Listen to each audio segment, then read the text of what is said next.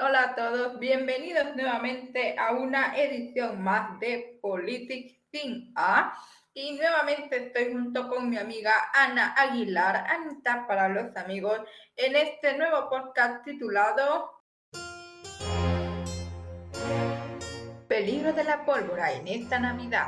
Hola amigos, soy Anita y nuevamente les traemos un nuevo podcast con un tema que no les será para nada desconocido, ya que tiene que ver con la quema de cohetes que surgen justamente en estas fechas. Exacto, sobre todo quienes son los afectados y qué hacer en una emergencia, ya sea accidente o para el caso que nos compete el día de hoy, los quemados. Bueno, la quema de pólvora como tal es un tema que se ha venido discutiendo desde hace muchos años, ya sea su prevención o su prohibición.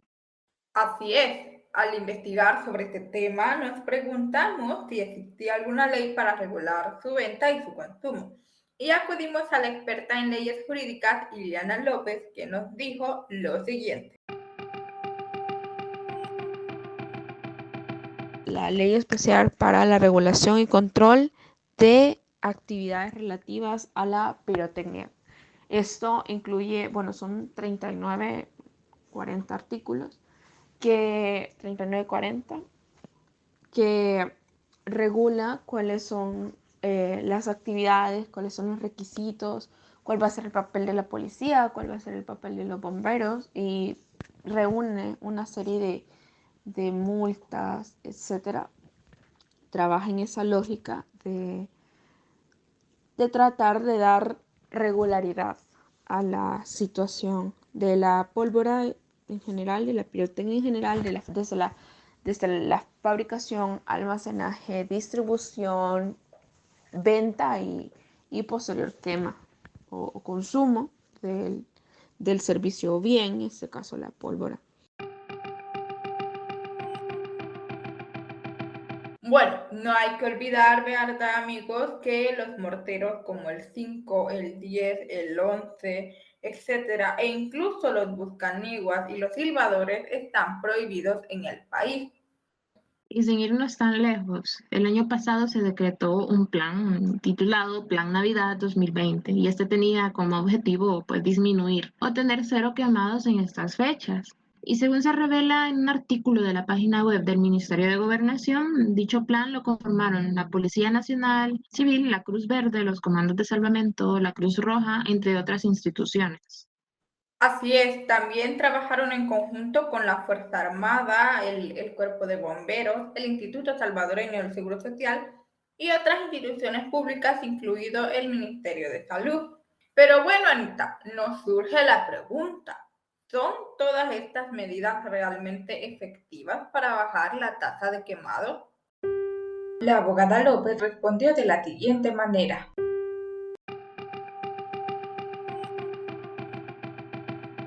Control, regularidad, pero creo que una de las cosas más importantes de todas las leyes en general es la educación y concientización de por qué se está haciendo esa ley.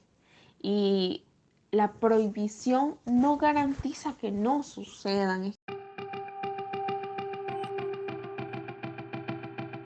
Lo que dices es muy cierto, Anita, pero creo que hasta cierto punto la quema de pólvora en nuestro país es cultural. O sea, quiero decir, es una costumbre que está bastante arraigada en nuestra sociedad. O sea, no se siente que es Navidad, por ejemplo, si no quemamos cohetes o escuchamos cohetes.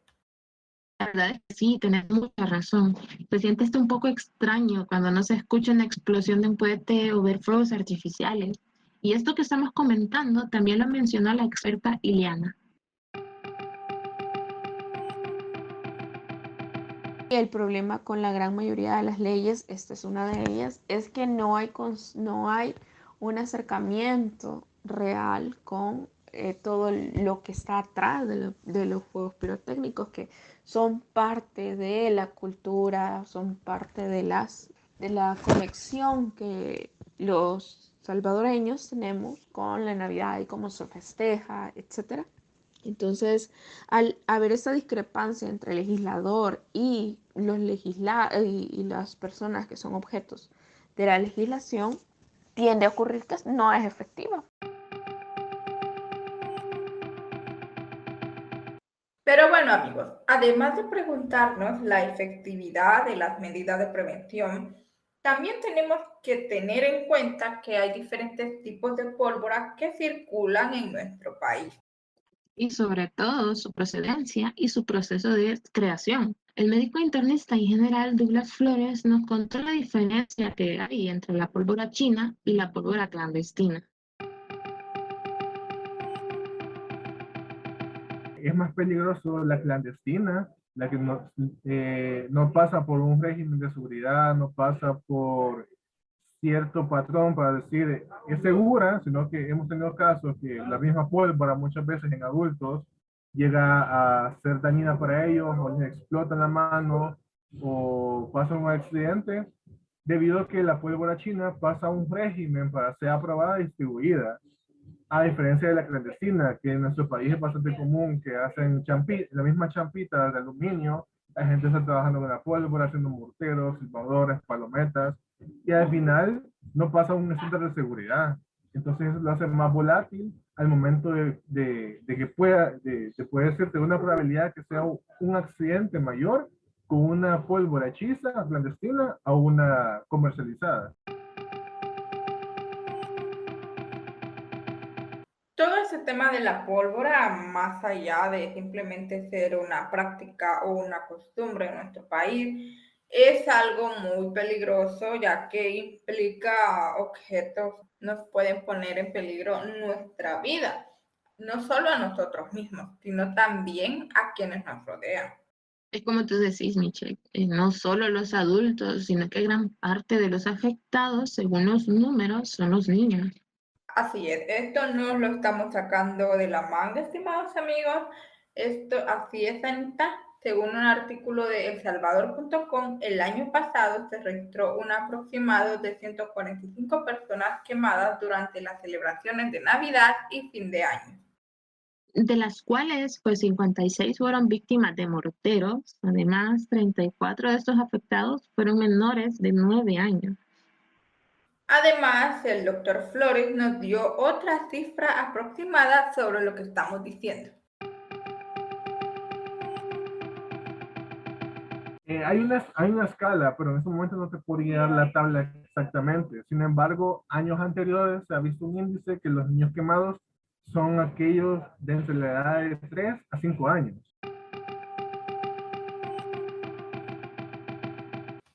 Es preocupante y alarmante que nuestros niños están siendo afectados por algo como esto, ya que esto no es simplemente una herida simple e incluso más allá de la lesión puede quedar algún miedo, alguna especie de trauma con relación al fuego.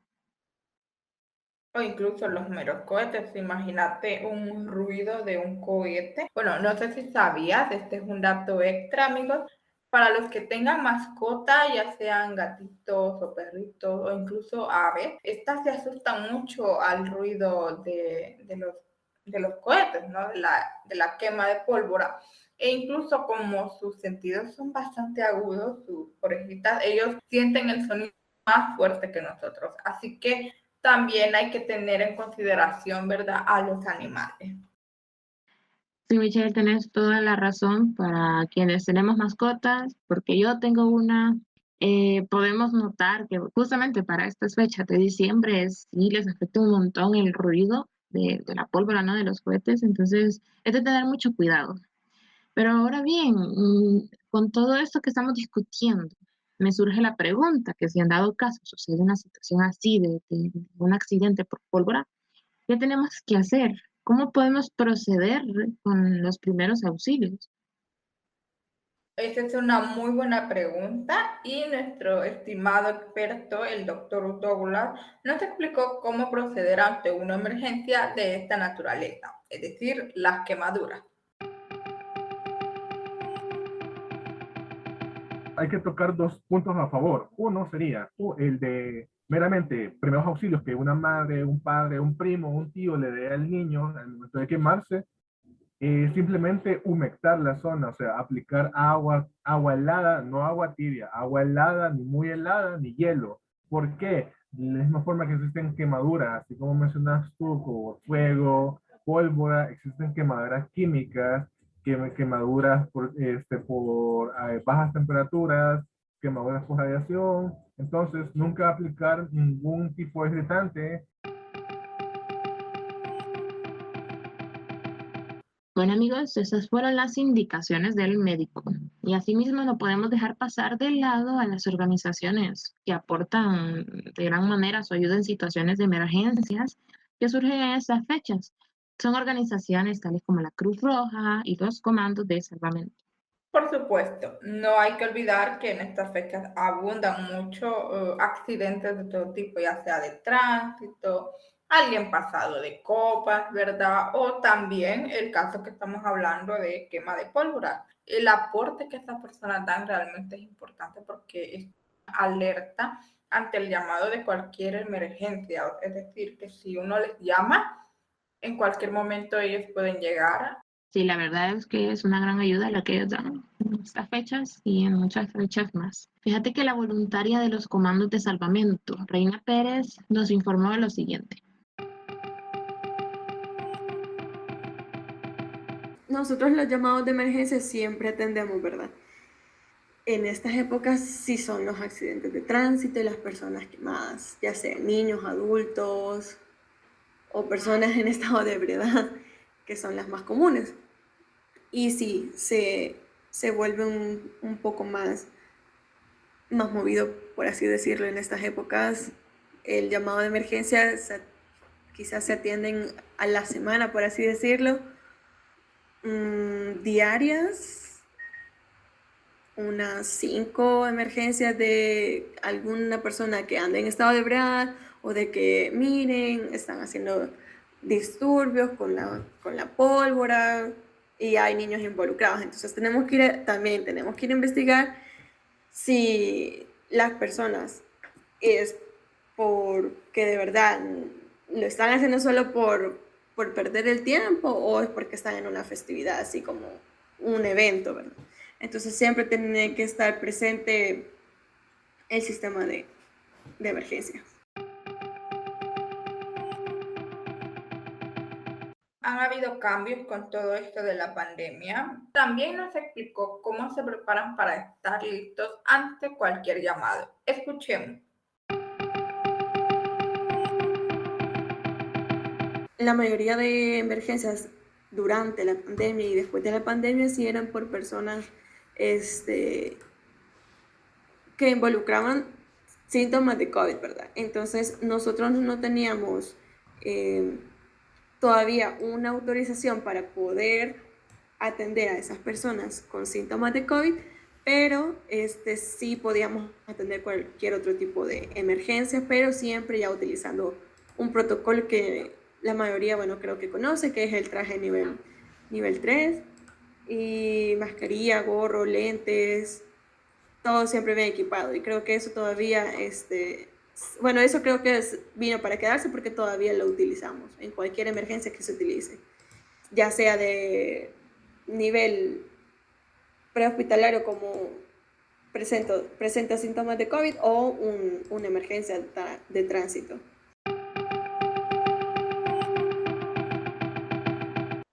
Y bueno, como ya mencionábamos, la labor de nuestros socorristas es muy, pero muy importante.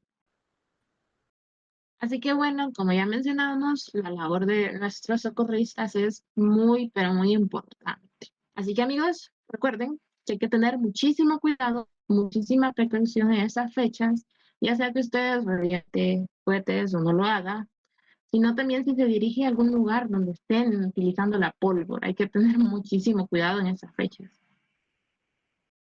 Así es, Anita, es muy importante la labor que hacen nuestros queridos socorristas y recuerden que si tienen alguna emergencia pueden llamar a los números del 911, a los números de los comandos de salvamento. El número de San Salvador que ellos tienen es el 21 33 000 40 y la Cruz Roja de San Salvador es el 22 22 51 55. Pueden buscar los números de estas instituciones en Google de donde usted esté más cercano. Así que, estimados, ya llegamos al final de este podcast. Les deseamos felices fiestas y cuídense mucho. Nos escuchamos en la próxima.